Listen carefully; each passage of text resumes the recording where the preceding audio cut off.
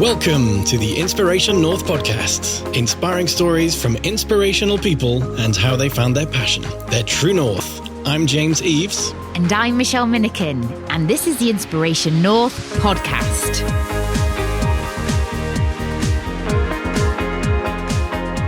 Today's episode, Being a Go-Giver with Richard Tubb. We talk about learning to ask for help, making a living from sharing his mistakes, and getting a lovely bear hug in a lift in Las Vegas. Richard is one of the best-known experts within the global IT managed service provider, MSP community.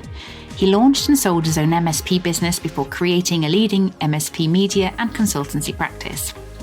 Richard helps IT business owners take back control by freeing up their time and building a business that can run without them.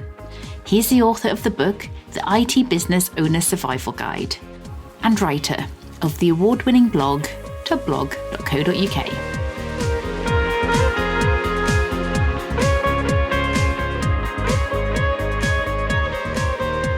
Well, good morning to you, Richard. We've been trying to get a hold of you for a while, haven't we? Yes. A busy man to track down. Mm-hmm. How are you today? I'm very good. All the better for seeing your two smiling faces. Listeners can't hear this, but I've got a video of Michelle and James in front of me. I was just saying it's really cheered me up already. So Wonderful. If only we could get people to pay us for that. That would be, I'll pay the bills. That'd be nice. So should we go with our first question? So when you were a little boy, did you have any idea what you wanted to be when you grew up? Oh, that's a lovely question. I can't remember that far back. I mean, I'm 44 years old now, so I can barely remember what I did yesterday most days. But thinking back to, when I was maybe 8 years old, mum and dad bought me a second-hand Atari 600 XL computer. So if there's any geeks listening to this, they'll be rubbing their hands with glee. For everybody else, it was an 80s computer, a home computer.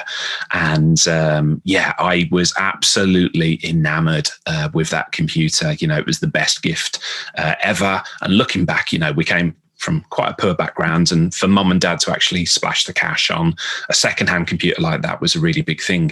And it put me on a course for the rest of my life for computers. Mm-hmm. I've been working in IT all my life. I've built and sold IT businesses. And so I wasn't sure if I wanted to be an IT geek when I was 8 years old, but mum and dad put that course in front of me and I sure as heck took it, and I have never, ever looked back. And I've often questioned, if they hadn't have bought that computer, would I have still been on the same path? And I suspect I would, because I love, systems and processes. I'm very computational in my brain, the way I think about things. And so I suspect I probably would have. But yeah, I can't remember what I wanted to be when I was 8, but I'm really, really, really glad that I've worked in IT, because it's given me a great life ever since. What do you think it was then about the Atari? Is it a particular game? Were you getting more in depth into what the technology was and so on? Well, if I share something with you, I know it will go no further than the three of us. But, I've never told my mom this. My dad's since sort of passed away. But when they bought that computer for me, they bought it in, I'm going to say, probably around August of September of that year from a family friend, secondhand. So the computer was already a little bit older, a bit out of date or whatever. And they stored it in their wardrobe in the bedroom. Now, every Saturday morning, they used to go out and do the shopping. And every Saturday morning, as soon as the door was closed, the front door was closed, I used to go up to their bedroom, open up the wardrobe, get the Atari 600 XL out, set it up, learn how to program on it, learn how to use it, because there wasn't a manual or anything with it. I just learned how to use it. And so I did that for weeks and weeks and weeks in the run up to Christmas. And again, I've never told mum and dad this, but Christmas morning, of course, I feigned great surprise. Brilliant. Sat down. And they must have thought I was some sort of savant or whatever, because I sat down and immediately started programming the computer and doing things with it and all the rest of it. And so for me, that's been a lifelong love of computers. I've worked in programming. I've run IT support businesses, and to this day, now I'm an author and speaker in the IT industry. But the Atari specifically, again, this is not good for audio, for podcasts, but just off camera, camera here. I've got Ataris and Sinclair Spectrums and the computers of my childhood. And I still, to this day, love playing with them. And it's just, I know everybody understands the value of nostalgia and how it makes you feel. But for me, there's a mixture of the present and who Richard is today with 8-year-old Richard, who had that wonder of this device that just enabled me to create whatever I wanted to do, and, you know, and set me on the path that I'm still on to this day. So yeah, Ataris especially hold a really, really sweet place in my heart, I would say. I absolutely love that story. We won't tell anybody else about that. You might have to tell your mum before this comes out. Just to let you know, I was a bit sneaky. You probably wouldn't be surprised, to be honest. No. So what did you do in terms of education wise? How did you sort of take your first steps into IT? Yeah. Well, I was always interested in computers from that point forward. And actually, if I to give you an idea of what my education looked like, funny story, when I was in sixth form business studies, my business studies teacher was forever phoning at home because our house, because I'd be missing classes. And the reason I'd be missing classes is I'd be writing computer games, and I was starting, running early businesses, 15, 16 years of age. And she was furious with me. She was like, you need to come into school. You need to do business studies. And I was too busy running an embryonic business to go in there. And the funniest part of that story is my younger brother, Paul, who also works in IT. So perhaps there was something in there, also runs his own IT business. He was in her business, this teacher's business studies class. He's 3 years younger than me. And on the first day, she was like, "Oh, Tubb, are you related to Richard Tubb?" And he said, my heart sank, because I was like, oh, I know where this is going. And he says, "Oh yeah, that's my older brother." And she was absolutely glowing about me. And she'd got a framed picture on the wall of when I was in the Birmingham Evening Mail, the local newspaper. And she'd followed, what I'd been doing in business in that early age, really, really proudly. But she never told me that at the time. She only ever told me, "Get into class." That's brilliant. So we're the oldest child as well, and it must be quite difficult to follow the oldest child as the second or third or fourth sibling, into a school, especially if you've done well. It's kind of, well, no point trying. Well, I didn't do well academically at school, probably because I was distracted by, I knew from an early age what I wanted to do, and I was off, doing that. I actually got a C in GCSE computer studies, for instance, and I say this with no arrogance, at the time I knew more about computers than the teacher of the class, so I was helping my fellow students to do things in class and that. But academically for me, it was just, I can't see the point in exams. I just want to get on. I want to build things. I want to make money, and I want to do exciting stuff. I don't want to tick boxes. And I guess to that day, I'm a little bit like that, I push back against authority that says you have to do things in this certain way. And it's like, no, I want to get results. I'm not bothered about whether that matches up to your expectation or not. So academically, I was not so good, but, smart, I guess you would say. But I was more interested in doing rather than sitting exams and things. It's fascinating. It's totally... the example you've given about you getting a C, sometimes you're just learning stuff for the sake of exams rather than actually learning how to live your life. It's and it's difficult. I've got two stepsons now, 13 and 15, and they're going through the exams and all the things what they want to do for the future. And there's a big part of me that wants to say, don't worry about it, because you're good at what you do. You're enthusiastic, you're dynamic, you're kind. You are going to succeed in life. But you can't say that to young people, because you want them to go ahead and do well at the exams and to understand that. And everybody's got to live their own life, haven't they? They can't be told. That's why young people always just ignore the advice that older people give them. So yeah, it's like, well, it didn't work for you. Reminds me, we were excuse me. We went to a local secondary school, wasn't it, to talk about what we've done in our careers. And so I was brought in because I had worked in different countries, so I'd learned languages. So they wanted to see my perspective of how do you turn a language into something without becoming a teacher or a translator, which is always where you were pushed, which seemed ridiculous. And the advice I had to ask the facilitator of the session, I said, I feel like I'm going to talk out of turn here, but yes, by all means, do as well as you can in your exams. But by the time you're out of school, even in university, I don't think anyone has ever asked me what I got in my GCSEs or in my A-levels. Yes. No one cares. Yeah. So if you are, like you say, dynamic, passionate, trainable, you've got the right sort of demeanor about you, the right work ethic, you can be trained for the right skills. And you can't learn language until you live in the country. Yeah. So, well, I barely get by with English, and having moved from Birmingham to Newcastle upon Tyne, I've had the challenge. It's almost been like living in another country with the accents around here, but I've got by. Just about. Cool. So, when you talked about, so in school, if you think back about the time of, say, leaving school, I think there are a lot more options nowadays in schools of options to go down.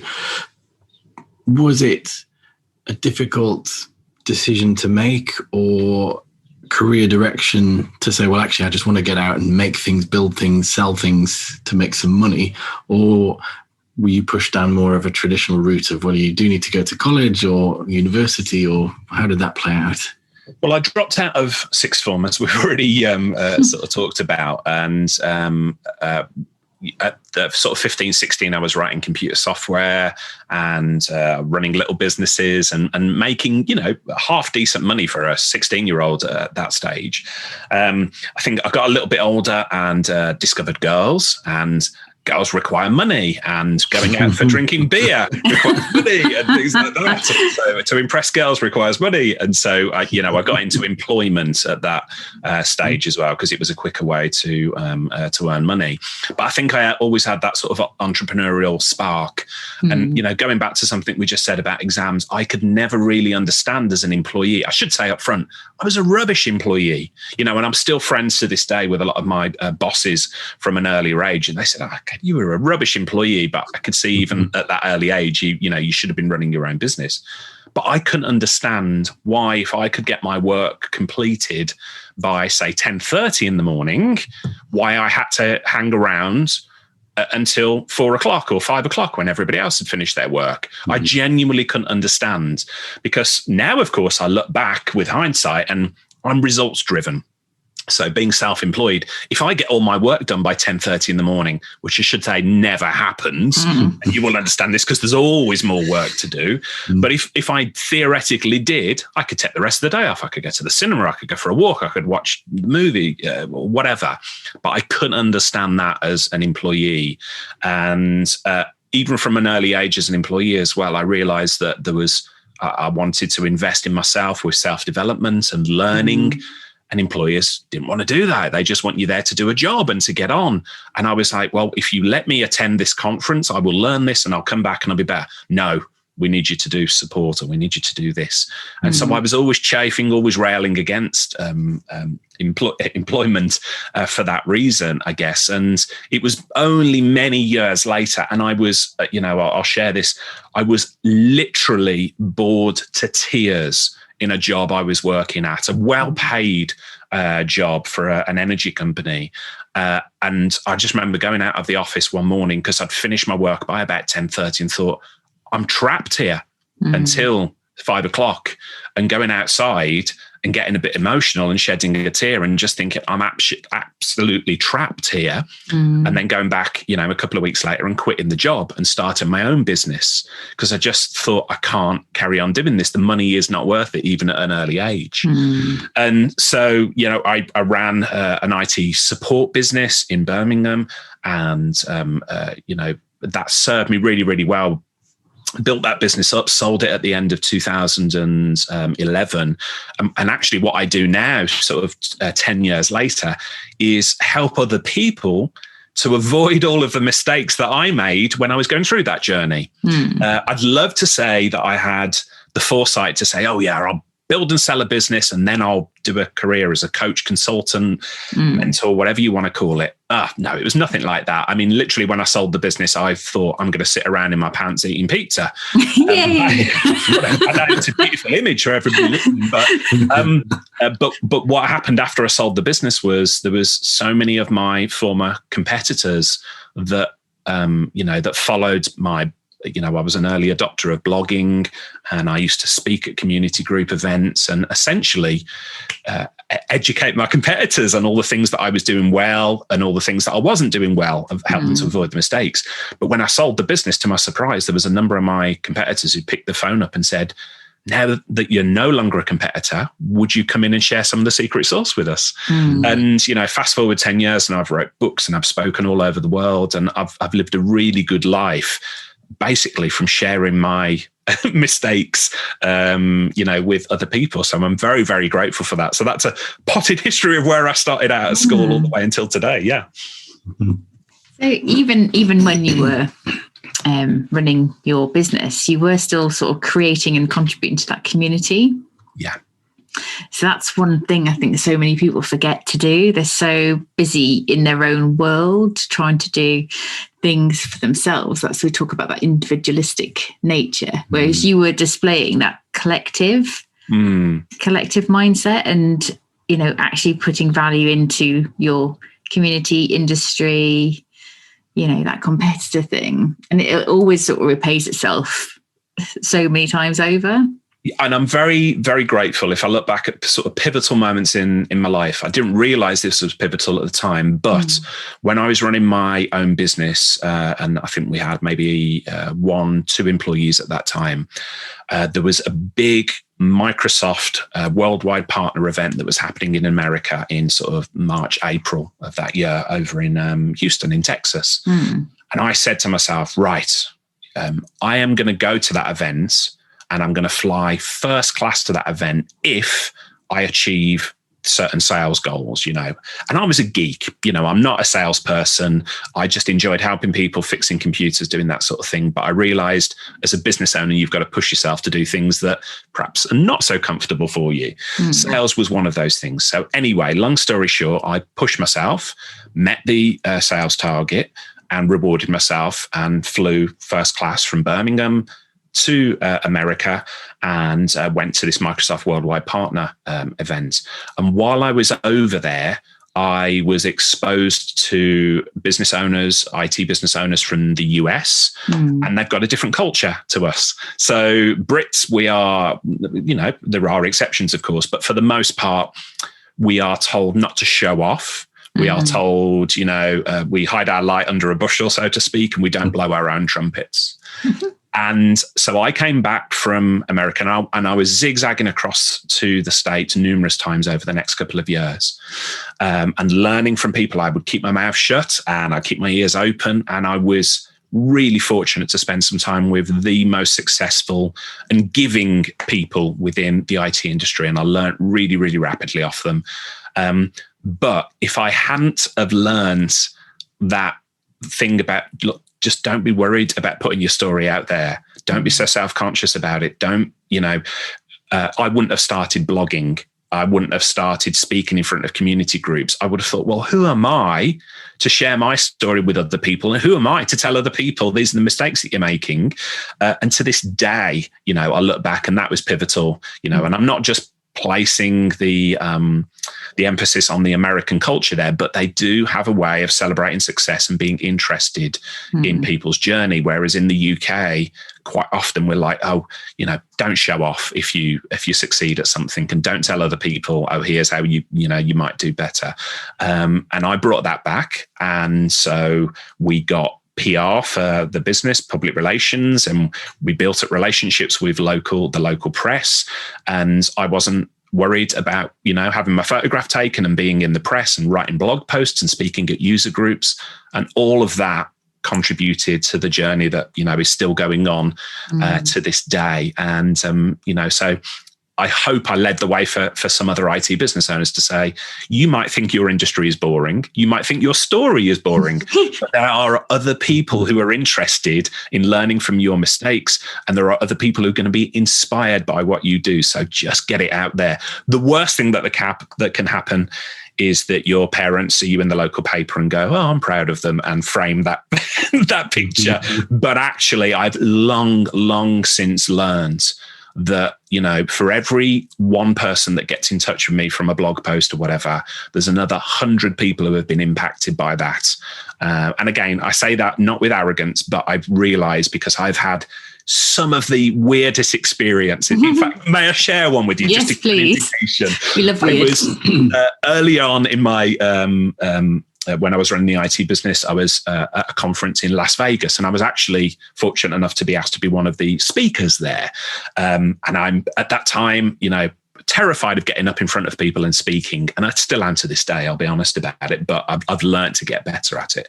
Anyway, I was at the event hotel and got into a lift.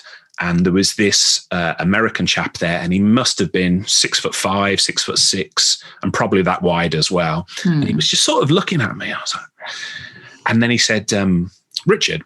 I was like, yeah. And he held out his hand and shook my hand, and then pulled me in for the biggest bear hug.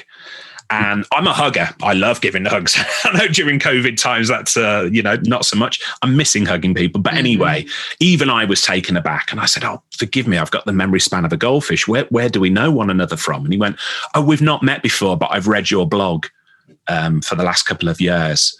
And then he proceeded to talk to me like a friend. And he felt as though he knew me, because he said he heard my voice in the blog posts. And I've had that experience so many times since. So for a boy coming from a working class, a poor background and an estate, that whole thing of, being recognized by your peers and them saying thank you to you for it, that's something that actually keeps me going on. Anytime I hear the imposter syndrome, the little voice that says, Richard, you're getting too big for your boots, you shouldn't be talking about this. There's another part of my brain that says, actually, somebody is listening to this. And so put your own crap to one side, get the message out there, because there are going to be people that benefit from this. So I don't know if that makes any sense at all, but that's something that I've told myself over the years. So. Yes, it does. We've had this conversation loads of times, haven't we? In terms of, sometimes James will write a really, really good blog post and it's like crickets. Nobody likes it. Nobody, comments on it. And it's like, but it's like, it just helps one person.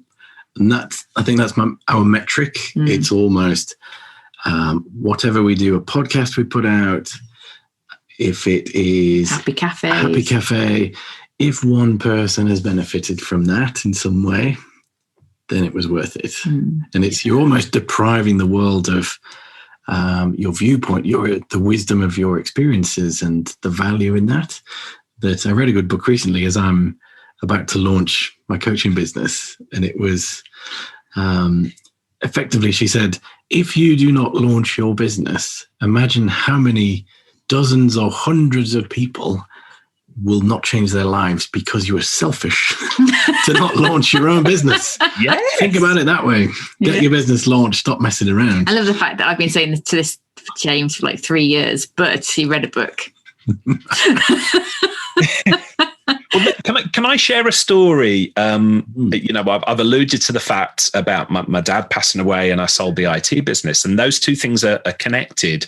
So if I go to 2011, my dad was a ripe old age. He was 82. He passed away rather suddenly, but without pain, and so it was a shock, but not unexpected for somebody at that age. And I was still running the IT business at that point. And I can remember this was another pivotal moment in my life looking back, but I can remember going to the funeral, and there was people at my dad's funeral. And I should say up front, I'd give a picture of who my dad was.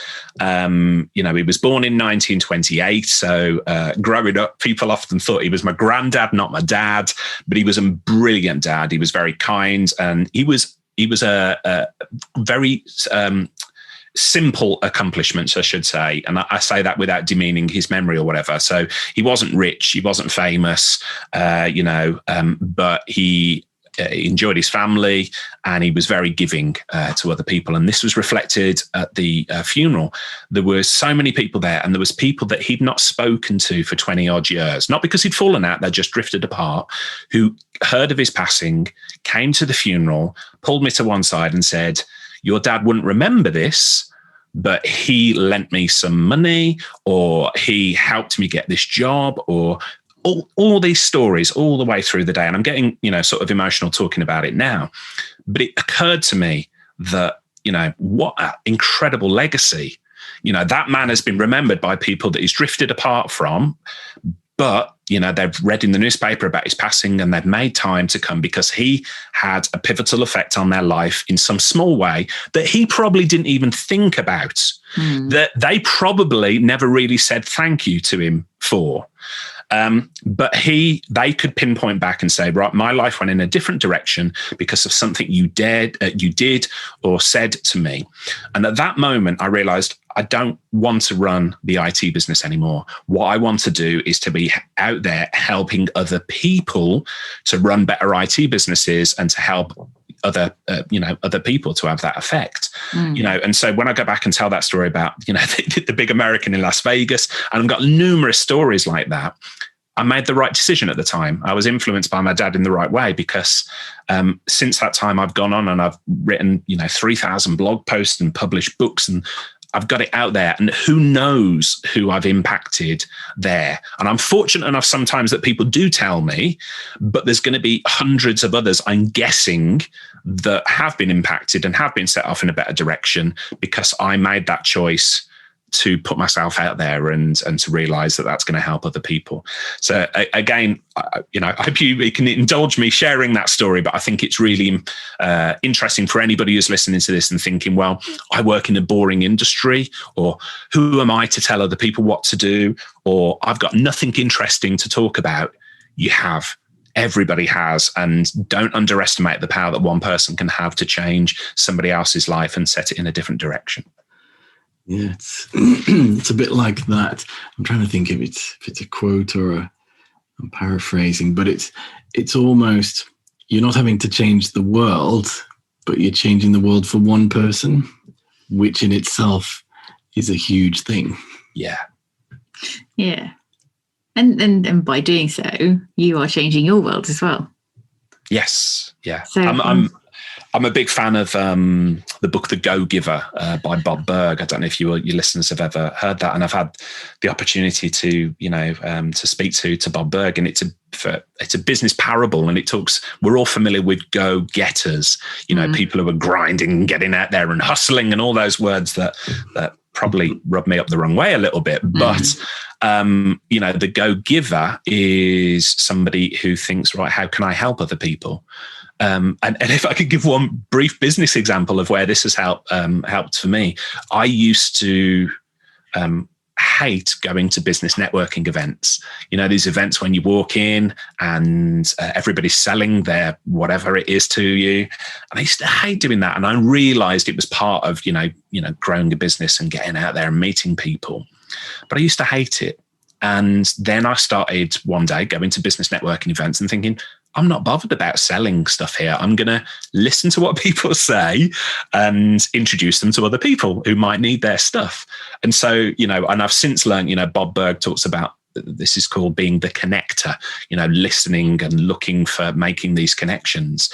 And I've done that the rest of my life, and business networking became interesting to me because it wasn't about selling. It was like, oh, you do this. Let me connect you with Michelle who does this, or you do that. And so I've also realized that it's human nature to reciprocate. People want to reciprocate. And so I've had the most amazing breaks in my life, very lucky breaks, but they are born out of, I've done something for somebody, made an introduction or whatever that I've not even thought about at the time. I was almost on autopilot with it, but they've kept that in their head. They've kept their antennas up for a way to repay that favor to me, even though I'm not asking for a repayment. And then they've said, we want to introduce you to so-and-so, and it's gone on to be a big business deal for me, or I've ended up speaking at wonderful parts of the world, and so many things that I can't count. Years later, I read this book called The Go-Giver by Bob Burg and John David Mann. If what I've just said there sort of strikes a chord with anybody who's listening to this, go and seek that book out and connect with Bob Berg, because he's a wonderful author and just does incredible work. But that's that go-giver attitude has sort of stuck with me for the rest of my life. I totally agree that the benefits of some of these networking. Well, basically, networking led me to set up LinkedIn Local, because I almost couldn't cope with like people going, "Oh, you're a psychologist, can't do anything with you. I can't sell you anything," and dismissing me. So I was like, right, fine, I'll create this LinkedIn Local in Newcastle just to almost counteract that. So more along the lines of, let's actually make friends with people and connect good people with other good people. Yeah, and that's where I got introduced to this one. Oh, well, there you go. That can't be underestimated. No. And just me mentioning, I always fancied being on the radio or having a podcast. And with Michelle's strength of being an activator, she went and got it started, got us some training, and then here we are today. What were we this week? Podcast 111 we're at the time of recording. So. I think you'll be 114. Do we work that one out? Yeah. Yes. That's amazing. Well done, both. So yeah, it's just interesting to see what happens, and the sort of the path you take just for some sort of almost inconsequential decisions that you make. Yeah. And I've tried to make it a default operating system, if I'm using like a geeky term. It's just to try to be kind, to try to connect people, to try to do that. And James, you and I were just speaking before we went on air, and say, obviously that comes with challenges, because now you can be inundated with people sort of asking for things. So there's a next level challenge, which is, okay, how do I deal with everybody wanting what I do, as opposed to, me hustling, or whatever you want to call it, to try and find those opportunities. What do you do when you've got too many opportunities? But I stick to the lesson that I learned there, which is, it is human nature to reciprocate. If you do good stuff for other people, don't expect them to pay it back to you, but do expect something good to come back at some point anyway. So just keep doing it, because being kind to other people is just a great way to live. I can tell you, it's a much happier way to live than the opposite way, which is, right, how can I make this work for me? Which you constantly it tends to be like fighting against the tide a little bit. So there you go. No, definitely. That sounds incredibly woo-woo now that I say it out loud. Some of your listeners might agree, but others might go, what is this man talking about? But there you go. I should say, for your listeners, I'm an incredibly un-woo-woo man. Very rational-minded, but this stuff does work for me. Yeah, candles but no sandals, yeah. Well, it's the law of the universe, isn't it? Yeah, could be. There's something in that.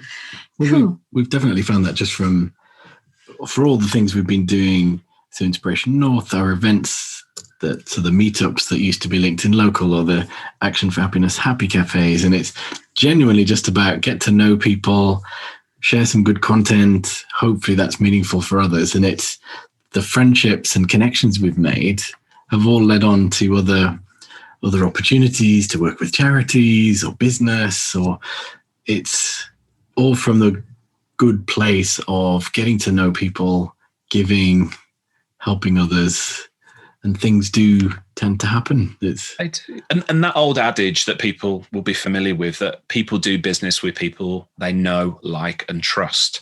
I absolutely believe in that.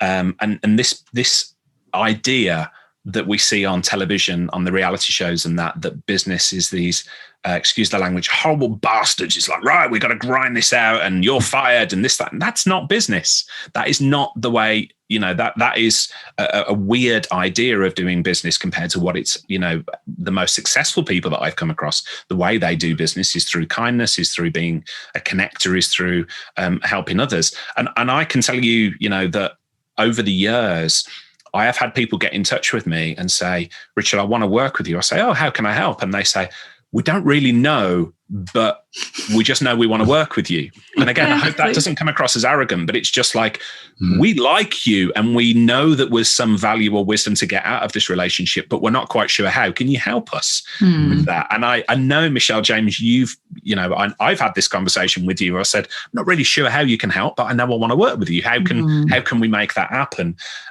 So yeah, people do business with people they know, like, and trust. So, try to be somebody that people trust above all else. And if you can be a likable person as well, great.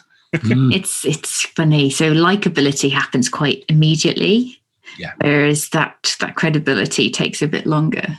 So I was told very, very early on in self-employment that I should just go and get myself a job because I'm too nice to be in business. It's like, okay. It was a recruitment person that told me that, so I'm not really surprised. Yeah, trying to place you somewhere. Yeah, I wasn't about to sell my granny for something. Yeah, it's like, oh, you could have a job here. And there is something to it, I talked about the Go Giver. There's a wonderful book by Adam Grant, I believe it is, Dr. Adam Grant, called Give or Take. Forgive me if I'm getting those mixed up there, but Give or Take talks about, this idea that nice guys finish last, or you'll get walked over if you're a good person or whatever. What I've learned from that is that you don't go into things with a sort of skeptical opinion of people, but you just know when somebody's a taker. And what I mean by that is, oh, can you do this for me, without any they just want something from you. You just, and again, this sounds incredibly woo-woo now that I'm saying it out loud, but over the years, you understand, you get a feeling for, this is a good person and I'm going to help this person. And those other people that, they're too absorbed in their own journey at the moment to think about others. And so, we talked about earlier, perhaps you can get overwhelmed with too many opportunities or too many people asking for help. That is a challenge, but you learn ways to make sure that your help goes where it's needed the most. And of course you fall. I've done it. I've mentored people that are perhaps turned out, to not go down the route that you would hope for them. But then I've worked with so many other people who have gone on and done incredible things, and that has multiplied. They have helped dozens, hundreds of other people as well. So I don't think you can take the attitude of not being helpful to others in case they take advantage of you. But at the same token, you do build up this intuition almost that, okay, this is going to be somebody who's going to pay it forward, and this is going to be somebody who's perhaps a go-getter and just wants something for the sake of it. So nice guys. Not necessarily don't finish last, but you can be a go-giver and a doormat at the same token. So you do have to understand that you've got to put yourself first and only, give appropriately, as opposed to just giving to everybody and everything that asks. Again, I don't know if that makes sense. It sounds incredibly woo-woo, but yeah. Yeah, it's kind of boundaries. Boundaries are important. We're not taught how to set boundaries as well, which is like always interesting. So most of my clients, we have to talk about boundaries. Yeah. No, I found that book to be it was a turning point for me. So I read it one Christmas and I was sofa surfing on an entrepreneurial venture, and it was a click of, yes, I'm not working with the right team around me. This book has helped me to open my eyes to that. So decided to get off the train at that point, and it was a very good decision.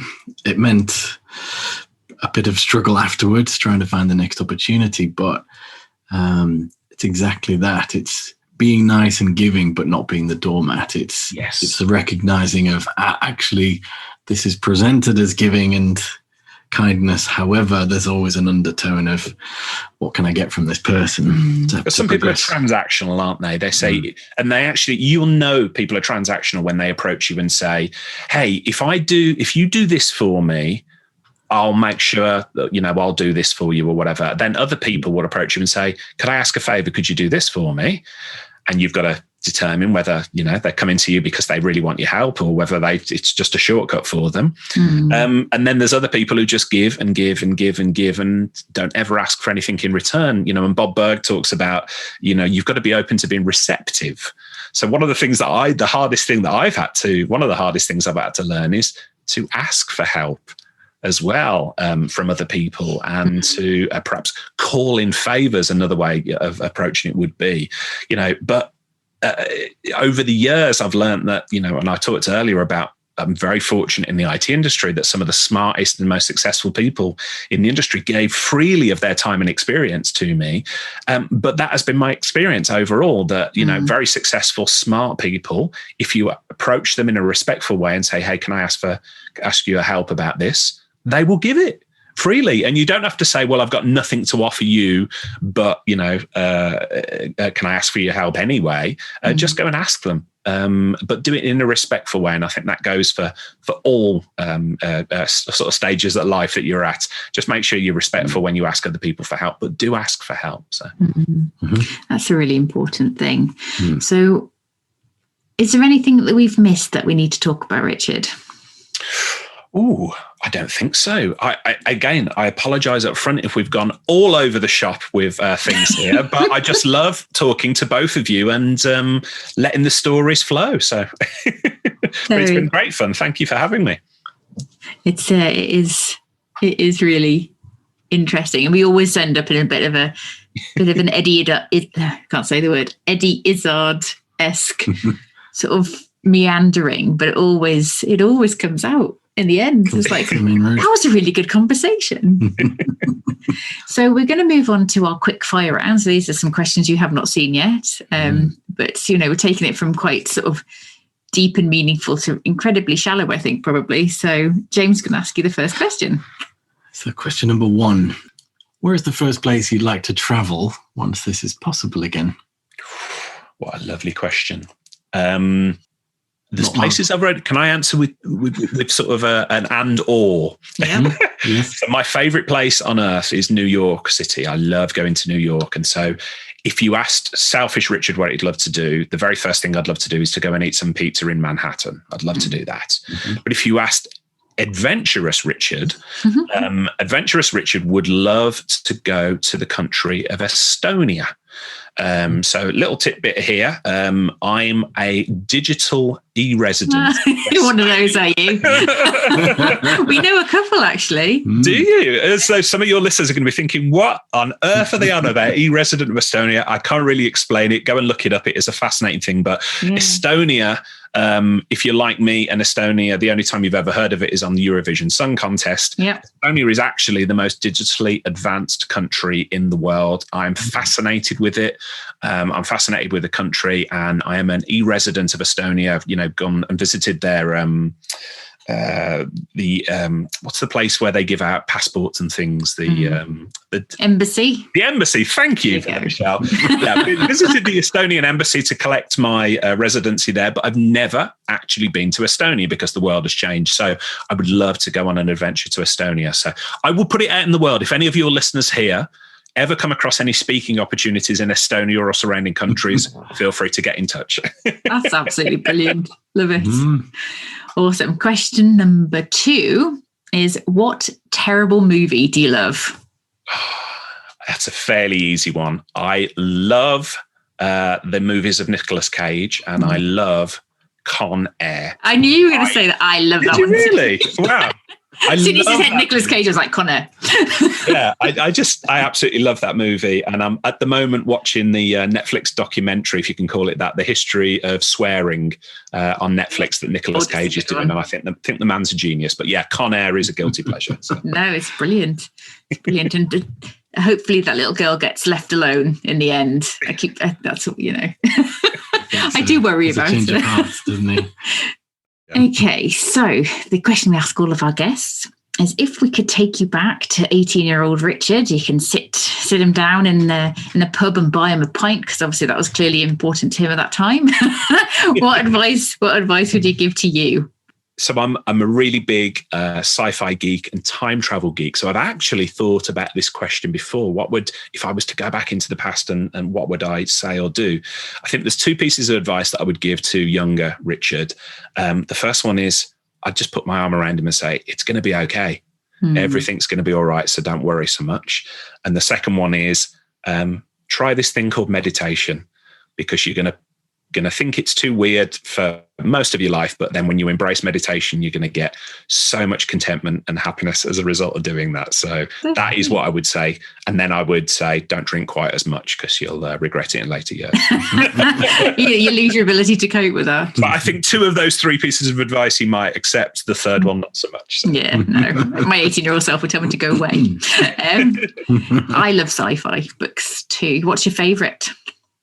Well, Doctor Who. I'm a massive Doctor Who geek, but I love Star Wars. I've been watching The Mandalorian. Oh, it's brilliant. On Disney Plus, and I tell you, I watched that with my stepson Ryan, and I feel like I was watching Return of the Jedi with my dad when I was a kid. It's just such a wondrous TV show, brilliant soundtrack. I absolutely love it. But yeah, most sci-fi I absolutely love, but Doctor Who is probably top of the list. The big one. Awesome. So for our listeners, if you would like to follow Richard or get in touch, best place to find him is on his website. So it's tubblog, TUBBLOG.co.uk.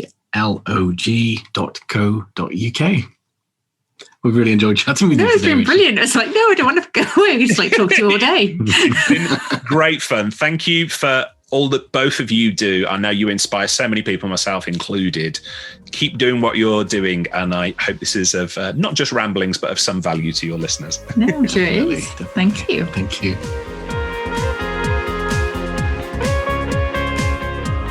Thanks everyone for listening. Check out all the show notes at inspirationnorth.com. Join us again for the next episode when we'll be chatting to another inspirational person. If you like this, subscribe and tell your friends. If you didn't like this, subscribe anyway and tell everybody.